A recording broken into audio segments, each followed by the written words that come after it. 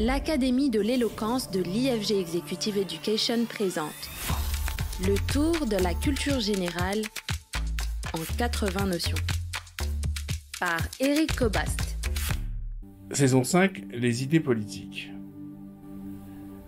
Je cite, « Le commerce a enrichi les citoyens en Angleterre, a contribué à les rendre libres, et cette liberté a étendu le commerce à son tour. » Ces mots de Voltaire, exilé alors en Angleterre, nous permettent de découvrir avec lui l'origine, les vertus et la complexité du libéralisme qui associe politique et économie.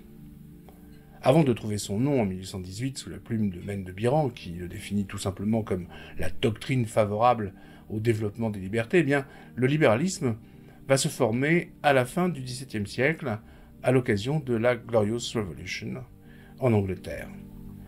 La lettre sur la tolérance de John Locke en 1688 va en fixer les points essentiels.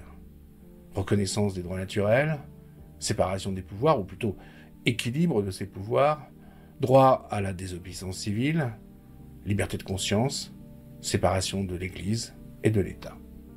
Et Voltaire, dans ses lettres anglaises, va largement contribuer à diffuser ses idées libérales sur le continent. Il sera relayé par Benjamin Constant, Alexis de Tocqueville, mais aussi par des économistes comme Jean-Baptiste Say ou encore Frédéric Bastiat. Car le libéralisme, je le suggérais tout à fait au début de ce podcast, a aussi son versant économique, à côté du versant politique.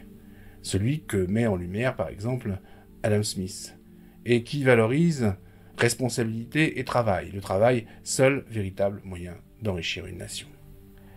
Alors l'idée dont l'idéologie libérale suit donc la logique, idéologie, logique d'une idée, c'est l'idée de liberté.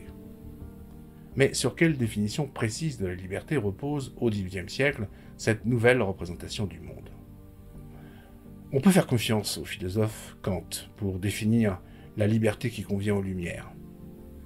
Je cite, « La liberté est l'autorisation de n'obéir à aucune autre loi extérieure que celle auquel j'ai pu donner mon assentiment. » Vers la paix perpétuelle.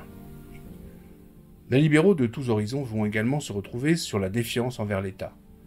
Un État qui, par nature, serait enclin à monnayer la sécurité qu'il apporte contre cette fameuse liberté, la liberté des citoyens qu'il protège. L'intervention de l'État dans la sphère civile et la sphère politique doit être, pour les libéraux, la moins perceptible possible. Et pour les ultra-libéraux d'aujourd'hui, l'État ne doit être, selon la formule de Robert Nozick, qu'un simple veilleur de nuit. Invisible en plein jour, il doit assurer néanmoins la sécurité pendant la nuit afin de garantir le repos de tous.